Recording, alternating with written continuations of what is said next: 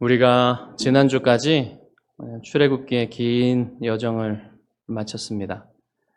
큰 심판과 큰 구원과 큰 용서, 이러한 일들을 통해서 하나님이 영광을 보여주셨고, 또 모세라는 중보자와 성막을 통해서 하나님이 우리와 함께 하시는 영광을 우리에게 보여주셨죠. 짤막하게 얘기하기는 너무 긴 이야기였기 때문에 그 모든 이야기들이 하나님이 우리에게 보여주신 그 영광이 교회와 직결되는 영광이라고 했습니다. 이제 우리가 신약으로 가서 야고보서로 들어가 볼 것입니다. 야고보서는 매우 실제적인 책이에요. 만약에 여러분이 초대교회 때, 1세기 때, 주후 1세기 때 여러분이 초대교회의 성도들이었다면 아마도 이 야고보서 같은 설교를 많이 들었을 것입니다. 야고보서는 바울 서신처럼 교리를 많이 설명하지 않아요. 그렇지만 구약 성경과 예수 그리스도의 가르침에 굳건하게 서서 선지자가 외치는 것처럼 하나님의 뜻을 우리에게 아주 분명하게 전달해 줍니다. 야고보는 참 믿음은 행동하는 믿음이라고 말해요. 행동하지 않는 믿음은 죽은 믿음이라고 말합니다. 일상 속에서 실천하지 않는 믿음은 구원받지 못하는 믿음이라고 얘기해요. 이름은 믿음이라고 있지만 행하지 않는 믿음은 시련이 오면은 견뎌내지 못하는 믿음이라고 말합니다. 야고보서는 매우 실천적인 얘기들을 많이 하고 있어요. 여러분 야고보서를 쭉 읽어보시면 거기에 시련과 인내와 기쁨 이런 얘기들을 주로 하고 있고요. 기도와 지혜, 그리고 부자와 가난한 자, 또 부자와 가난한 자가 있으니 교회에 차별이 있겠죠. 그리고 참된 경건이 무엇인지, 말하는 것과 듣는 것, 이러한 실천적인 얘기들, 이것이 우리의 믿음이 행동과 연결되어야 한다는 사실을 이런 주제들을 가지고 얘기를 해줍니다. 여러분이 한 자리에 앉아서 한 30분만 정독을 하면 다 읽을 수 있어요. 충분히. 평생도록 사업을 한 사업가가 자기 자녀들에게 이제 은퇴를 하기 전에 자기의 노하우를 전수하듯이 단순하게, 그리고 또한 훌륭한 시인이 몇 마디 말로 인생을 새롭게 보게 해주는 그러한 시를 써서 전해주듯이 야고보는 우리에게 아주 단순하게 진리의 보화들을 가르쳐 줍니다. 제가 좋아하는 윤동주 시인의 시 중에 사과라는 시가 있습니다. 붉은 사과 한 개를 아버지, 어머니, 누나, 나 넷이서 껍질채로 송치까지 다 논아 먹었어. 길게 얘기하지는 않지만 일제시대 1936년의 작품이에요. 일제시대의 가난한 가족의 애환과 사랑이 그대로 느껴집니다. 길게 설명하지 않아도 전달하려는 바가 잘 전달되고 있죠. 야고보도 우리에게 그런 노련한 사업가나 훌륭한 시인처럼 우리에게 설교하고 있습니다. 여러분이 이 야고보서를 잘 듣고 야고보서에서 가르치는 내용들을 여러분의 삶에 잘 실천한다면 여러분이 더욱더 훌륭하고 거룩하고 성숙한 그리스도인들로 성장하게 될 것이라고 확신합니다. 여러분, 만약에 야고보가 오늘날 이 자리에 와서 설교를 한다면요, 오늘날 가장 영향력 있는 설교자 중에 손꼽히는 사람에 들어갈 거예요. 매우 매우 강력합니다. 묵직하게 우리의 마음속에 이렇게 꽂혀 들어가는 그런 말씀으로 우리에게 설교를 하는데, 뭐 예를 들자면 여러분 많이 들어보셨을 겁니다. 사람마다 듣기는 속히 하고 말하기는 더디하고 성내기도 더디하라. 이런 말씀들이 가득해요. 야고보서에. 여러분이 야고보서는 마치 보물상자와 같아요. 수많은 진리의 보화들이 이렇게 담겨져 있는 보물상자와 같아서 거기에 그냥 손을 넣고 아무거나 잡아서 빼고 보면은 소중한 교훈들을 얻을 수 있는 그런 책입니다. 여러분이 이 야고보서에서 많은 보화들을 얻을 수 있기를 바랍니다. 자, 야고보서는 신약 성경에서 여러분 서신서가 대부분이에요. 신약 성경은 서신서는 편지라는 뜻입니다. 옛날 말이라서 서신이라는 말을 잘 안 쓰는데 사복음서가 있고요. 마태, 마가, 누가, 요한복음의 사복음서가 있고 그 다음에 역사서로 사도행전이 있습니다. 그 다음에 로마서부터 요한계시록까지 다 서신서로 분류돼요. 요한계시록은 서신서로 분류하지 않기도 하지만 엄밀하게 보면은 서신서이기도 합니다. 여기에서 로마서부터 쭉 나오는 서신서들은 바울 서신이라고 해요.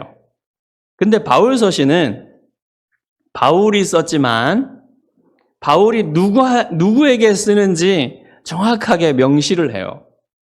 갈라디아 교회에 편지를 하면 그게 갈라디아서입니다. 빌립보 교회에 편지하면 그게 빌립보서입니다. 에베소, 고린도. 그래서 이게 바울이 썼지만 그 책들의 이름은 바울 서신이라고 하지 않고 바울이 쓰는 그 교회의 이름이 그 책의 이름이 되는 거예요. 그런데 일반 서신은 어떤 거냐면 쓰는 사람은 편지를 보내는 사람의 이름이 나옵니다. 야고보서처럼 베드로전서, 베드로후서, 유다서, 요한 1, 2, 3서 이렇게 보내는 사람의 이름이 나와요. 그렇지만 특정하게 받는 사람이 누구인지는 말하지가 않습니다. 오늘 야고보서처럼. 그래서 이것을 일반 서신이라고 하는 이유가 바로 그런 뜻이에요. 수신자들이 편지를 받는 사람들이 특정되지 않았기 때문에 일반 서신인 거예요. 그래서 야고보서는 일반 서신에 속하는 책입니다. 자, 여러분 신약 성경이 기록된 1세기의 서신들을 보면 서신서라고 특정하지 않고 그냥 일반적인 편지를 보면 그 구성이 어떻게 되어 있냐면 보내는 사람이 있겠죠? 그리고 받는 사람이 있고 인사가 있고 감사가 있습니다. 그리고 이제 본론이 있고 맺은 말이 있는데 본론에는 일반적으로 이 편지를 왜 보내는지 그리고 상황이 어떤지 이런 얘기들을 하기 마련이에요. 그런데 야고보서를 보면 그런 말이 하나도 없어요. 그냥 우리 1장 1절에 지금 읽었잖아요. 보내는 사람이 누군지 받는 사람이 누군지 인사. 이것만 빼고는 아무것도 없어요. 그냥 전체가 서신이긴 하지만 처음부터 명령과 권고들로 꽉 차 있습니다. 바로 2절에 뭐라고 합니까? 내 형제들아 너희가 여러 가지 시험을 당하거든 온전히 기쁘게 여기라. 바로 이렇게 나오는 거예요.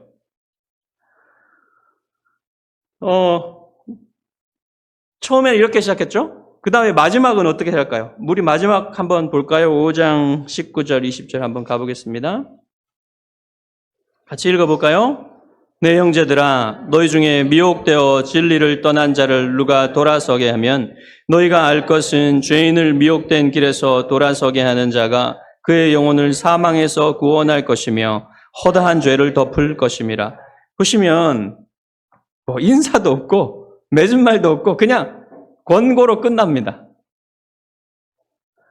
여러분 이게요 이 사람이 정말로 이 편지를 받는 사람들한테 아주 큰 권위가 있는 사람이 아니면요. 이렇게 편지하면 굉장히 무례한 편지가 됩니다. 그렇기 때문에 여러분, 이 야고보라는 사람이 이 편지를 받는 사람들한테 매우 권위 있는 사람이라는 것을 우리가 알 수가 있어요.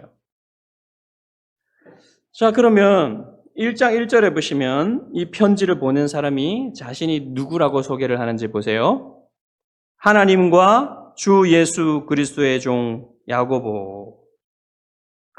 초대교회에서 처음 교회에서 이 야고보라는 이름을 쓰기만 하면 다 알 수 있는 사람들이 세 사람 있어요.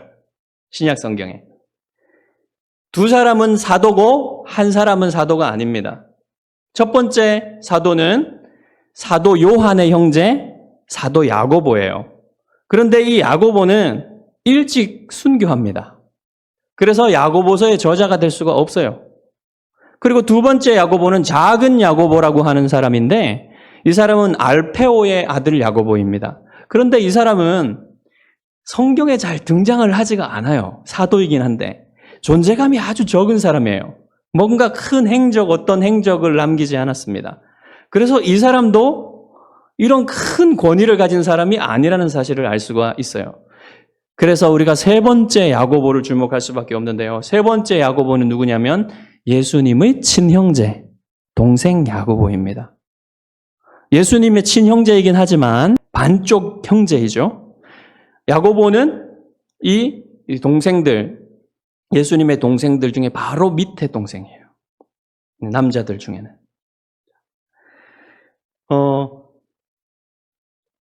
이 야고보서의 저자인 것이 거의 99.9% 확실합니다. 이 주님의 동생 야고보는 초대교회에서 아주 영향력 있는 사람이었어요. 사도행전 15장으로 가보시면 여러분, 이제 그때 무슨 일이 있냐면 예루살렘 공의회, 처음 교회가 세워지고 나서 처음 공의회가 열립니다. 회의가 열려요. 왜 열렸냐면 이제 바울과 바나바 같은 선교사들, 그 사람들이 이제 이방인들도 하나님께 돌아왔다는 이런 얘기들을 예루살렘에 와서 막 전달해 줍니다. 그러니까 이제 그 유대인 그리스도인들 사이에서 무슨 변론이 일어났냐면 이들에게 할례를 시켜야 된다. 이들이 모세의 율법을 지켜야 된다. 해야 된다, 안 해야 된다로 막 그 변론이 일어났어요. 그래가지고 공의회가 모인 겁니다. 이것이 첫 공의회, 예루살렘 공의회였어요. 그때 여러분 막 변론을 하고 난 다음에 마지막으로 설교하는 사람이 있어요.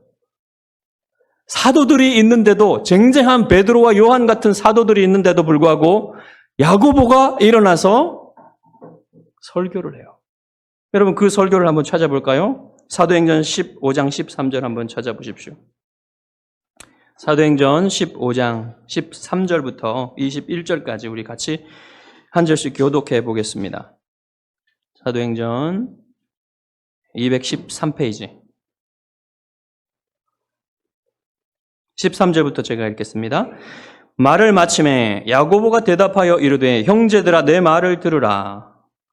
하나님이 처음으로 이방인 중에서 자기 이름을 위하여 백성을 찾아내고 그들을 부르신 것을 신용히 말하였으니 선지자들의 말씀이 이와 일치하도다. 기록된 바 이후에 내가 돌아와서 다윗의 무너진 장막을 다시 지으며 또 그 허물어진 것을 다시 지어 일으키리니 이는 그 남은 사람들과 내 이름으로 일컬음을 받는 모든 이방인들로 주를 찾게 하려 함이라 하셨으니 일찍으로부터 이것을 알게 하시는 주의 말씀이라 함과 같으니라. 그러므로 내 의견에는 이방인 중에서 하나님께로 돌아오는 자들을 괴롭게 하지 말고 다만 우상에 떠놓은 것과 은혜와 공명을 줄인 것과 길을 멀리하라고 편지하는 것이오니 다 같이 이는 예로부터 각 성에서 모세를 전하는 자가 있어 안식일마다 회당에서 그 글을 읽음이라 하더라.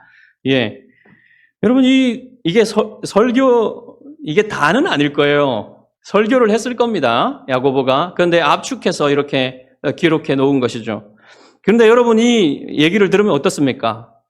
그 쟁쟁한 사도들 앞에서 야고보라는 사람이 딱 서서 아주 권위 있게 이 공의회를 마무리하는 설교를 하는 거예요. 그러면 이 공의회가 마무리되고 이대로 되는 겁니다. 이렇게 권위 있는 사람이 되었어요. 어떻게 야고보가 이런 지도자가 될 수 있었을까요? 이 성경이 야고보에 대해서 많은 말을 하지는 않아요. 그런데 야고보가 변화된 것을 여러분 추적해 보면 아주 깊은 감동을 받을 수가 있습니다. 저는 개인적으로 사도들이 변화된 것보다 야고보가 변화된 게 더욱 감동적이에요. 야고보는 주님의 친형제이지만 그래서 주님을 자신이 안다고 주장할 수 있고 또 야고보는 의로운 삶으로 굉장히 유명했던 사람이었습니다. 그렇기 때문에 얼마든지 자기를 자랑할 수 있었어요. 나 이런 사람이다. 그런데 자기를 어떻게 소개합니까? 하나님과 주 예수 그리스도의 종. 짧게 이렇게 소개하고 마는 거예요. 그래서 여러분 우리가 하나님의 사람들을 조사하고 알아갈 때 그 사람을 통해서 예수 그리스도의 영광을 보게 되는 것이 너무나 우리에게 기쁨을 줍니다. 그래서 여러분 우리가 야고보를 살펴볼 때에도 그 삶에서 예수 그리스도의 영광과 영향력을 보게 되는 거예요. 여러분, 예수님은 공적인 사역을 시작하시기 전에 여러 동생들과 함께 살았어요. 예수님의 동생들은 최소한 6명이 됩니다. 남자 형제가 동생이 4명 있고요. 여동생이 최소한 2명 이상 있습니다. 그 동생들의 이름은 야고보, 요셉, 시몬, 유다입니다. 이런 이름 굉장히 흔한 이름이었어요. 예수도 이름이 흔한 이름이었습니다. 예. 그리고 여동생들의 이름은 몰라요. 그러니까 최소 6명 이상이죠. 여동생은 몇 명인지도 몰라요. 하여튼 2명 이상입니다. 야고보는 바로 남동생들 중에 바로 아래였기 때문에 그러니까 예수님과 나이 차이가 많이 나지 않았겠죠. 그런데 이 예수님이 12살 되었을 때 여러분 신약성경을 읽어보면 복음서를 읽어보면 무슨 일이 있었습니까? 12살이 되었으니까 이제 예루살렘 성전에 가가지고 자기를 하나님 앞에 보이는 거예요. 그때 예수님이 서기관들과 성경에 관해서 구약 성경에 관해서 논쟁을 하면서 아주 비범한 모습을 보여줍니다. 서기관들이 예수님의 그 질문에 대답을 못할 정도였어요. 예수님은 다 대답하는데. 그런데 예수님이 그런 아주 비범함을 보여주셨지만 그 이후에는 예수님이 어린 시절에 어떻게 살았는지 나오지 않습니다. 스스로 예수님이 하나님의 영광을, 하나님이신 자신의 영광을 스스로 제안하시고 보여주시지 않았다는 얘기예요. 그러니까 다른 동생들과 그리고 또 그 나사렛의 친구들과 함께 놀 때에 예수님은 그냥 전형적인 유대인 남자아이로 그냥 살았던 거예요. 그래서 야고보는 예수님이 메시아라는 사실을 전혀 인식하지 못하고 살았습니다. 여러분 그렇게 생각할 수 있는 근거가 있어요. 여러분 우리가 창세기 때 요셉의 삶을 살펴보았는데 요셉은 비범한 사람이었습니다. 하나님은 그에게 비범한 뜻을 가지고 계셨어요. 그리고 그에게 꿈을 주셨죠. 그 꿈을 얘기했을 때 야곱은 그것을 마음에 두었지만 형제들은 시기했어요. 그를 인정하지도 않고 그의 비범함을 받아들이지도 않았어요. 요셉은 예수님의 모형입니다. 예수님도 그의 비범함을 드러내셨겠지만 형제들은 그냥 그가 그냥 일반적인 유대인 아이로 생각되었을 뿐이겠죠. 그리고 이제 여러분 익숙함은 경멸을 낳는다는 그런 서양 격언이 있죠. 그러니까 주님이 비범하시긴 하지만 너무 익숙했기 때문에, 너무 가까웠기 때문에 알아보지 못한 면도 있지만 주님 스스로 가렸기 때문에 못 알아봤겠죠. 자, 그런데 이제 주님이 공적인 사역을 시작하시고 난 이후에 주님에 대한 소식을 가족들이 듣습니다. 형제들이. 그런데 어떤 소식이 들려옵니까? 예수님이 세리들과 창기들과 죄인들로 알려진 사람들과 친하다. 이런 얘기들이 들려와요. 그리고 그 시대 사람들이 지도자로 인정하면서 존경했던 바리새인 지도자들과 자꾸만 부딪힌다는 얘기를 듣습니다. 그러니까 형제들이 그런 얘기를 들으면서 예수님을 믿지 않을 뿐더러 그를 인정하지 않을 뿐더러 그에게 방해까지 했어요. 그리고 그가 미쳤다고 생각하기까지 했습니다. 이런 생각들이 야고보의 생각 속에 있었던 거예요. 그랬던 야고보가 예수님을 믿게 되는 때가 찾아오게 되죠. 고린도전서 15장 7절에 보면 예수님이 여러 사람들을 부활하신 후에 만나 주셨다는 얘기가 나오죠. 500여 형제에게 자신을 보이신 일도 있고 베드로에게 보이시고 야고보에게도 자신을 보여주셨다, 이런 얘기가 나와요. 저는 이 순간을 읽으면서 매우 감동을 받았습니다. 야고보가 언제 예수님을 믿게 되었는지, 구주로 믿게 되었는지, 메시아로 믿게 되었는지 우리가 알 수가 없어요. 이때 주님이 그 자신 부활하신 모습을 보여주셨을 때 그가 믿었는지 그 전에 믿었는지는 알 수는 없지만 확실한 것 한 가지는 그가 부활하신 주님을 만나고 나서 그는 확신에 찬 사람으로 변했고 그의 삶은 아주 크게 변화되었다는 것을 우리가 알 수가 있습니다. 이제 부활하신 주님을 만난 이후에 야고보는 이제 무엇을 했을까요? 어린 시절의 삶을 다시 복귀해 봤을 겁니다. 생각해 봤을 때 그때는 알지 못했지만 자신이 함께 놀았던 자신의 형이 아무리 생각해봐도 그의 인격과 그의 말과 그의 행동에서 죄를 찾아볼 수가 없는 겁니다. 전혀 찾아볼 수가 없었어요. 그때는 몰랐는데 다시 생각해보니까 그런 겁니다. 나와 다른 사람이라는 사실을 깨닫게 되었어요. 여러분, 우리가 믿고 나면, 예수님을 알고 나서 보면 하나님도 달리 보이고 성경도 달리 보이고 이 피조 세계도 달리 보이고 자기 자신도 달려 보입니다. 전에는 제가 괜찮은 사람인 줄 알았죠. 아주 괜찮은, 이 정도면 괜찮아. 이 정도면. 공부도 좀 해. 노래도 잘해. 운동도 좀 해. 키도 조금 있어. 이 정도면 어디에다 내놔도 그냥 괜찮지 않아? 그리고 착하기까지 해. 이랬어요. 근데 하나님의 은혜를 알고 저 자신을 봤을 때 저는 정말 말도 안 되는 사람이었습니다. 정말 말도 안 되는. 어린 시절에 저의 행동도 정말 말도 안 되게 죄성으로 가득 차 있더라고요. 그렇게 달리 보여요, 모든 것이. 그래서 야고보도 예수님을 대하고 난 이후에 모든 것이 달라 보이는 것이 당연하죠. 그리고 야고보는 이제 무엇을 했겠습니까? 어머니 마리아와 또 사도들에게 자신이 알지 못했던 그 경험들이 있을 거 아닙니까? 사도들과 같이 야고보는 예수님과 같이 다니지는 않았을 거예요.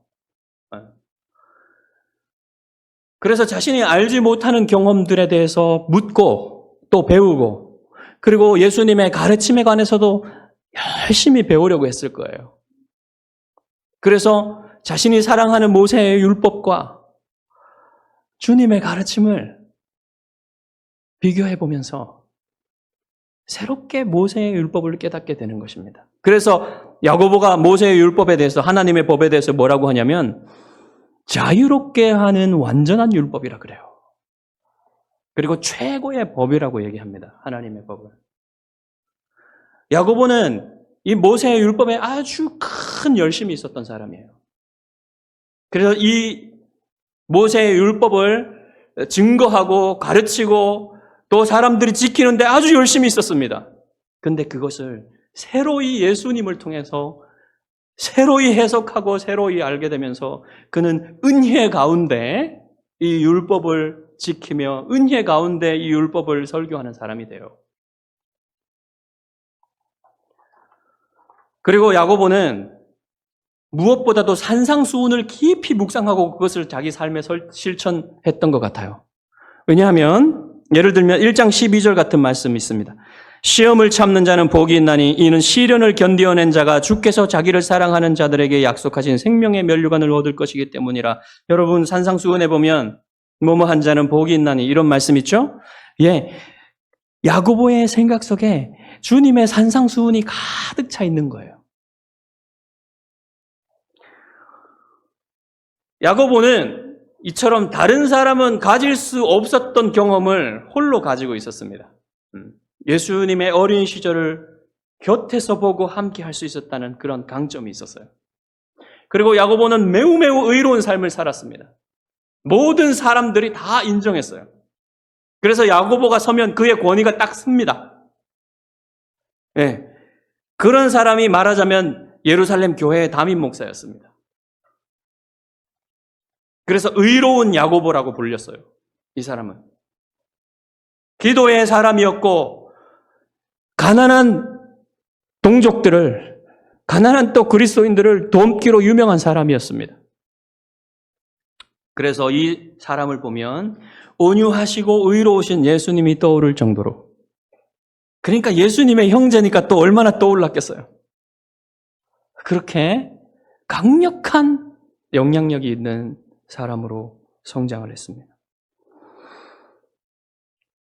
자, 이 야고보서에서는 이렇게 의로운 삶에 대한 야고보의 강조가 많이 나와요. 어떤 사람들은 야고보가 너무 이 의로운 삶만 강조한다고 얘기를 합니다. 그런데 그렇지가 않습니다. 야고보는 은혜 속에서 이 의로운 삶을 강조합니다. 뭐라고 하냐면 긍휼은 심판을 이긴다 이렇게 말합니다. 왜냐하면 주는 가장 자비하시고 긍휼이 많으신 분이시기 때문에 그렇다라고 얘기를 해요. 여러분, 우리가 이 야고보서를 통해서 은혜 안에서 하나님의 법을 지키고 사는 의로운 삶에 대해서 배우게 될 것입니다. 자, 그러면 야고보의 편지를 받는 사람들은 누굽니까? 흩어져 있는 12지파죠. 원래 이 흩어져 있는 12지파는 누구를 말하냐면, 여러분 12지파는 야곱의 12아들이 이룬 이스라엘의 12지파를 말하죠. 근데 흩어져 있다는 말은 무엇입니까? 주전 722년에 아수르 제국에 북이스라엘이 망해가지고 아수르 제국 전체로 흩어집니다. 그때 1차로 흩어졌어요, 이스라엘 사람들이. 그 다음에 주전 586년에 바벨론에 또 한 번 유다가 망하죠. 그래서 이집트와 바벨론, 메소포타미아 지역으로 다 흩어져요. 그래가지고 이 사람들을 헬라어로 디아스포라라고 합니다. 흩어진 사람들, 그런 뜻이에요. 자, 그런데 야고보가 편지를 쓰고 있는 사람들의 이 사람들, 흩어진 이스라엘 사람들 전체를 말하는 건 아니에요. 새로운 의미가 들어옵니다, 이 디아스포라에. 유대인 그리스도인들을 말하는 거예요. 이 유대인 그리스도인들은 로마 제국 전체에 흩어졌어요. 왜 그런지 사도행전에 잘 나옵니다. 여러분, 초창기에 무슨 일이 있었습니까? 스데반 집사가 순교해서 죽지요. 핍박을 당하여. 그 다음에 야고보 사도가 순교하죠. 그리고 일어난 그런 핍박 가운데 유대인들의 핍박 속에서 견딜 수가 없어서 교회가 쫙 흩어집니다. 로마 제국 전체로. 그래서 이 사람들이 야고보의 관심사 안에 있는 사람들이에요. 이 사람들에게 편지를 쓰는 겁니다.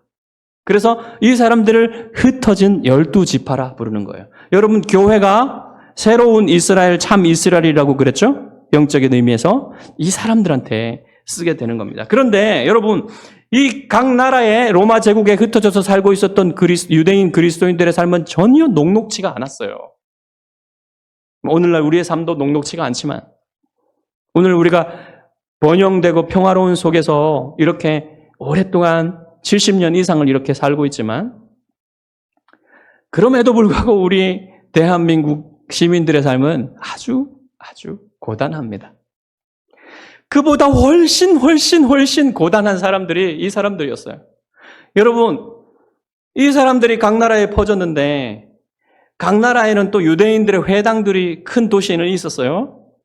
그런 데서도 동족으로 인정을 못 받고 이단자 취급을 받았습니다. 그리고 이 이방인들한테는 착취를 당했던 것 같아요. 어디서나 이분들은 그러니까 변변한 직업도 얻지 못하고 착취를 당한 차별을 당하면서 그렇게 살았기 때문에 야고보는 부자들과 가난한 자들에 대한 얘기를 많이 합니다. 그런 관심들 때문에. 야고보가 관심을 가지고 있던 사람들 대부분 이런 가난한 흩어진 유대인 그리스도인들이었어요. 그리고 그 중에서도 가끔 부자 유대인 그리스도인들도 있었기 때문에 그들에 대해서도 말하기는 합니다. 이들 앞에서 야고보는 자기를 높이지 않아요. 전혀 높이지 않습니다. 야고보 자신도 아마 가난했던 것 같아요. 여러분, 그 예루살렘 속에서 살아가고 있는 야고보가 무슨 부자가 될 수 있었겠습니까? 주로 목회를 하고 있었을 텐데. 그렇기 때문에 가난한 자기 동독 유대인들, 그리스도인들과 함께 가난하게 살면서 그들을 돌보면서 그렇게 사는 것에 만족하고 있었던 거죠. 얼마든지 여러분, 야고보가 하려고 한다면 자신을 높이고 뭔가 이렇게 권위를 내세우고 이렇게 할 수 있지 않았겠습니까? 그렇지만 그는 예수 그리스도의 종이라는 사실에 만족하며 살았어요.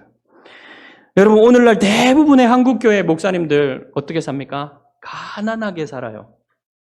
가난하게 살아요. 언론에 비친 모습들은 사실은 많이 과장된 거예요. 여러분, 한국교회 90% 목사님들이요, 가난하게 삽니다. 그런 사실을 여러분 잘 아셔야 됩니다. 뭐 대형교회 목사님들을 몇 되지 않아요. 그들은 부와 명예, 권세 이런 것들로 유혹받을 수 있겠지만 저희 같은 사람들은 부와 권세, 명예 이런 것들에 뭐 없어요, 사실은. 그런 가능성이 잘 없어요. 그리고 한국교회 많은 목사님들이 그렇게 살아갑니다. 그렇지만 여러분, 한국교회 목사님들 어떻습니까, 요즘에? 존경과 사랑을 잘 받지 못해요. 이런 상황은 목회자들한테 뿐만 아니라 성도들한테 아주 안 좋은 상황입니다. 좋지 않아요.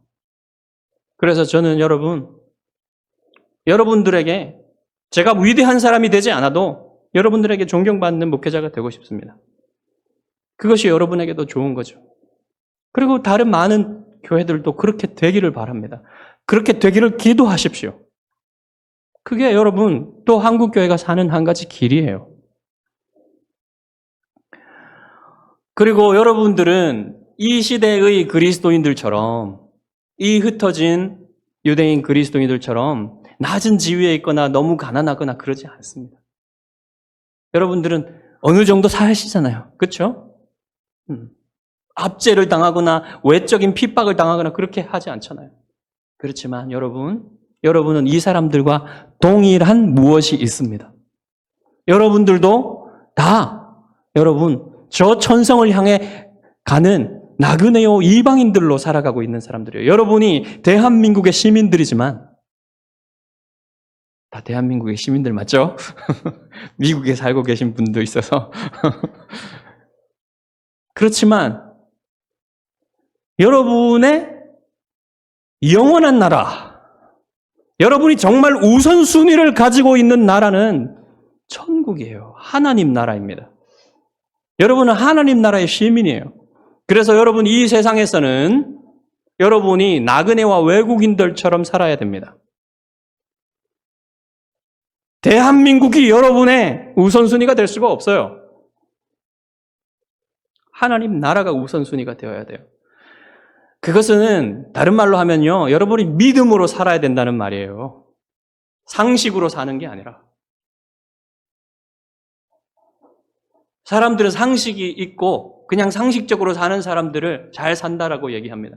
그렇지만 그리스도인들은 그냥 일반적인 상식으로 살아가면 잘 사는 게 아니에요. 야고보가 가르쳐 주듯이 행함이 있는 믿음으로 살아야 이 땅을 살아가는 순례자로서 잘 사는 겁니다. 여러분이 이 땅을 살아갈 때 그리스도와 함께 영광을 받기 위해서는 고난도 함께 받아야 돼요. 믿음으로 살면은요, 무시와 냉대와 핍박을 받기 마련입니다. 어쨌든 받게 되는 겁니다. 그렇지만 여러분, 걱정하지 마십시오. 염려하지 마십시오.